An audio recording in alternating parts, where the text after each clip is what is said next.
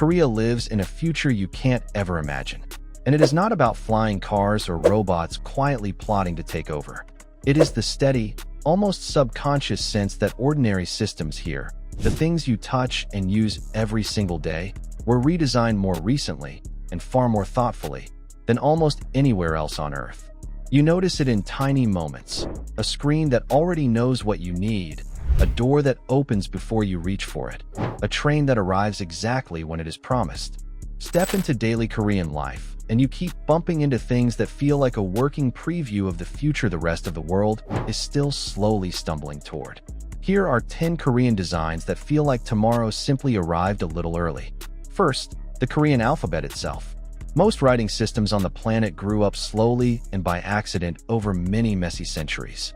Hangul was different, deliberately designed in the 15th century to be learnable in a single day, with letter shapes that actually mirror the way your mouth and tongue physically form each individual sound.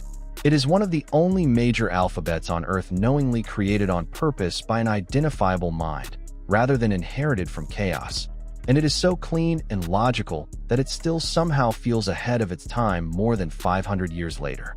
Second, transit that tells you absolutely everything. Korean subway and bus systems display real-time arrivals down to the minute on bright platform screens, inside slick apps, and right at the stop. You never have to guess and hope. You know the train is 4 minutes out, you know which car will be the least crowded, and you know which exit will drop you closest to where you are actually going. The kind of detailed, reliable information that feels like a rare luxury elsewhere is simply assumed as the bare minimum here. Third, the smart home wall panel. In a modern Korean apartment, a single touchscreen mounted by the front door controls the heating, the gas, the lighting, the video intercom, the elevator, and can even let in a delivery while you are out. You can call the elevator up to your floor before you have even stepped out of your unit, so it is waiting the moment you open the door. One tap as you leave shuts off the gas and lights for the whole home at once. The home is wired and managed as one unified system, not a random pile of separate gadgets you have to buy and bolt on yourself. Fourth, the bendable screen. Korean display makers led the entire world into foldable phones, rollable televisions, and the thin, flexible panels that the whole global industry is now scrambling to copy.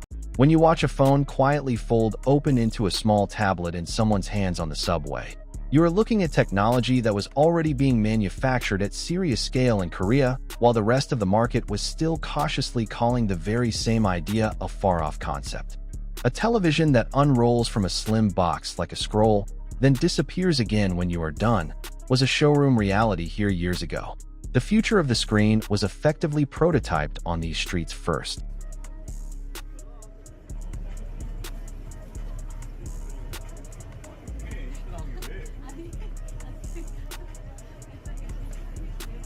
Fifth, ordering without ever speaking to a person.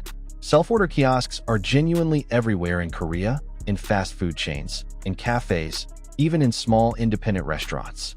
You tap your way calmly through the full menu, customize your order exactly how you want it, pay, and go sit down.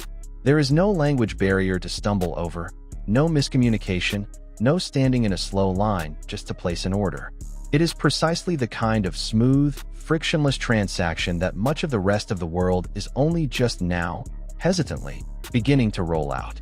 Sixth, the robot that quietly brings your food. In a fast-growing number of Korean restaurants and cafes, a small wheeled robot rolls your dishes from the kitchen out to your table, politely weaving its way around chairs, bags, and wandering people.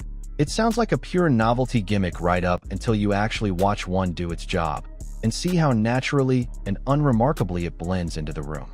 Children wave at it. The staff are freed to actually talk to guests, and nobody's soup gets dropped.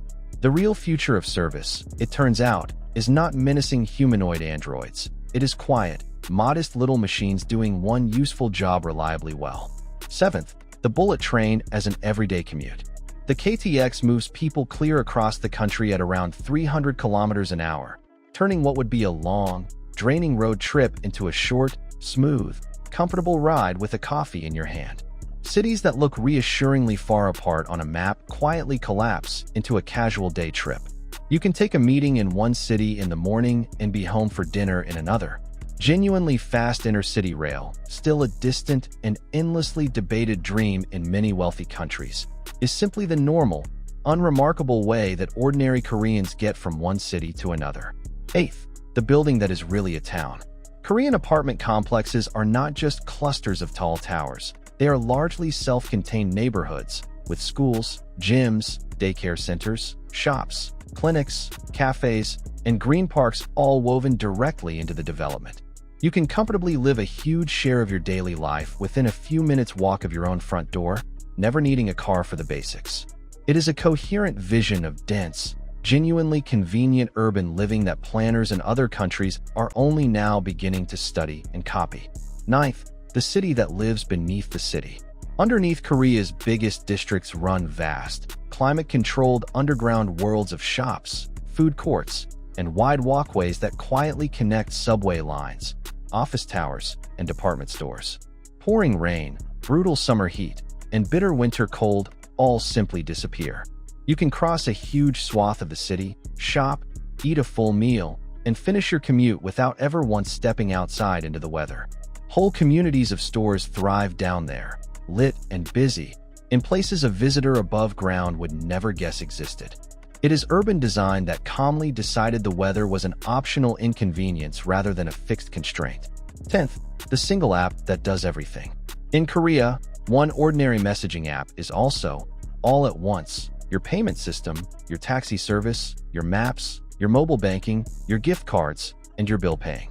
The frustrating walls between dozens of separate, competing apps that constantly trip up the rest of us mostly just do not exist here. You can split a dinner bill, hail a cab, send a friend a coffee as a gift, and pay your electricity, all without ever leaving the same chat window. Your phone is not a cluttered folder stuffed with single-purpose tools you have to hunt through. It is one smooth, seamless layer that quietly sits over the whole of your daily life. What truly makes all of this feel like the future is not really the individual technology on its own.